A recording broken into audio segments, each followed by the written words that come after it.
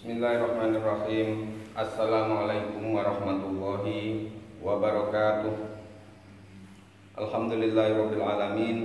Wassalatu wassalamu ala afdhalil khalqi sayyidina wa maulana Muhammadin wa ala alihi wa sahbihi ajma'in, amma ba'du.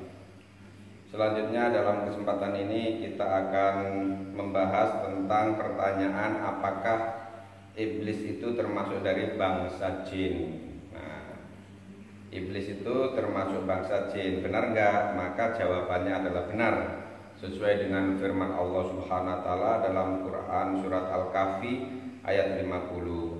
A'udzu billahi minasyaitonir rajim.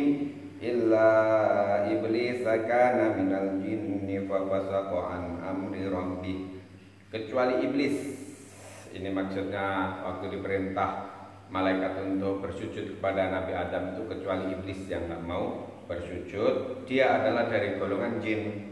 Kana minal jinni, iblis ini adalah dari golongan jin, maka ia mendurhakai perintah Tuhannya. Ini surat Al-Kahfi ayat 50. Jadi jelas ya bahwasanya iblis itu bagian daripada bangsa jin. Bahkan iblis ini adalah merupakan nenek moyangnya jin kafir. Jin kafir yang suka menggoda manusia ini namanya setan, dan iblis ini telah bersumpah bahwasanya dia dan anak keturunannya itu akan menggoda manusia, menggelincirkan manusia dari jalan Allah, sehingga manusia ini diajak untuk masuk ke neraka. Ini sumpahnya jin di hadapan Allah waktu itu, dan jin ini minta sama Allah supaya hidupkan yang panjang umurnya, ditangguhkan kematiannya sampai hari kiamat, dan Allah telah menyetujui itu. Jadi ini menjadi bagian dari ketetapan Allah Subhanahu wa taala bahwasanya iblis itu telah diputuskan oleh Allah, umurnya dipanjangkan sampai dengan hari kiamat. Kemudian apakah, ini pertanyaan selanjutnya, apakah terdapat rasul-rasul dari bangsa jin? Ulama sepakat dalam hal ini. Apabila ingin dibaca itu di tafsir Ibnu Katsir itu, maka ada banyak pendapat, tetapi mayoritas ulama, pendapat yang masyhur itu menyatakan bahwasannya tidak terdapat rasul-rasul dari bangsa jin. Jadi rasul-rasul ini, nabi dan rasul itu hanya dari Bani Adam. Ini antara lain sesuai dengan firman Allah Subhanahu wa taala surat surat An-Nisa. Surat An-Nisa ayat 163 sampai dengan 165. Saya bacakan. A'udzu billahi minasyaitonir rajim. Inna awqaina ilaika kama awqaina ila nuhin wan nabiyina min ba'dihi wa awqaina ila Ibrahim wa Ismail wa Ishaq wa Yaqub wal asbaq wa Isa wa Ayyub wa Yunus wa Harun wa Sulaiman wa ataina Dawuda zabura wa rusulan qad qasasnahum 'alaika min qablu wa rusulan lam naqsushum 'alaik wa kallama Allahu Musa taklima rusulan mubasysyirin wa mundhirin li'alla yakuna lin-nasi 'ala Allahi hujjatun ba'da rusul wa kana Allahu 'azizan hakima. An-Nisa ayat 163 sampai 165.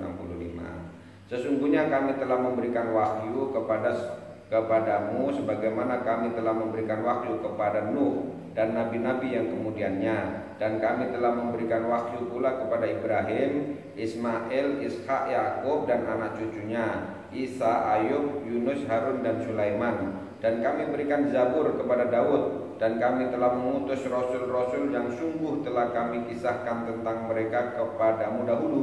dan rasul-rasul yang tidak kami kisahkan tentang mereka kepadamu. Dan Allah telah berbicara kepada Musa dengan langsung. Mereka kami utus selaku rasul-rasul pembawa berita gembira dan pemberi peringatan, agar supaya tidak ada alasan bagi manusia membantah Allah sesudah diutusnya rasul-rasul itu.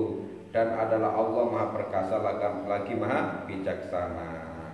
Kemudian Allah Subhanahu wa taala berfirman tentang Nabi Ibrahim, wa ja'alna fi dzurriyyatihin nubuwwata wal kitab.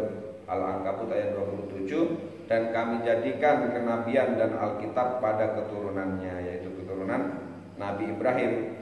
Ayat-ayat di atas, dengan itu Allah membatasi kenabian dan kitab suci setelah Nabi Ibrahim hanya pada keturunan Ibrahim saja. Jadi ini antara lain yang mendasari ulama menyatakan bahwasannya tidak ada rasul dari kalangan jin, yang ada adalah rasul dari kalangan Bani Adam. Kemudian pertanyaan selanjutnya, apakah jin mengetahui perkara yang gaib? Nah, maka jelas jawabannya bahwasannya tidak ada yang mengetahui perkara yang gaib kecuali Allah Subhanahu wa taala. Apabila ada orang yang mengatakan dia tahu perkara yang gaib, atau jin yang mengatakan bahwa dia tahu perkara yang gaib, maka mereka ini bohong. Ini antara lain sebagaimana difirmankan oleh Allah Subhanahu wa taala dalam surat As-Saba, surat Saba ayat 14. A'udzu billahi minasyaitonir rajim. Falamma qadayna 'alaihi al-mauta ma dallahum 'ala mautihi illa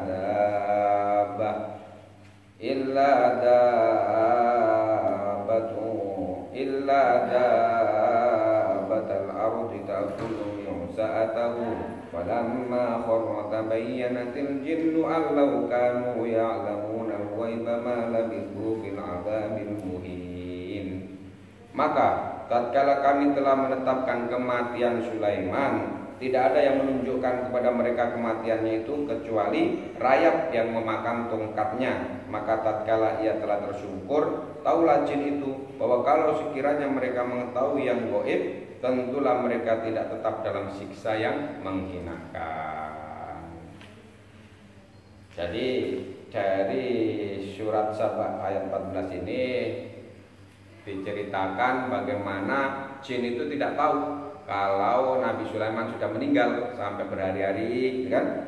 Baru dia tahu setelah tongkatnya itu habis dimakan rayap. Kemudian Nabi Sulaiman terjatuh. Tahu itu bahwasannya Nabi Sulaiman telah meninggal. Andaikan jin itu tahu perkara yang gaib, tentu mereka akan tahu bahwa Nabi Sulaiman itu sudah meninggal. Maka Allah katakan mereka tidak tahu perkara yang gaib. Demikian taklim kita pada kesempatan ini. Semoga kita bisa mengamalkan dan menyampaikannya kepada saudara-saudara kita yang lain. Kita tutup dengan doa kafaraah majelis. Subhanallah wa bihamdihi, subhanakallahumma wa bihamdika, asyhadu an la ilaha illa anta, astaghfiruka wa atubu ilaik. Wassalamualaikum warahmatullahi wabarakatuh.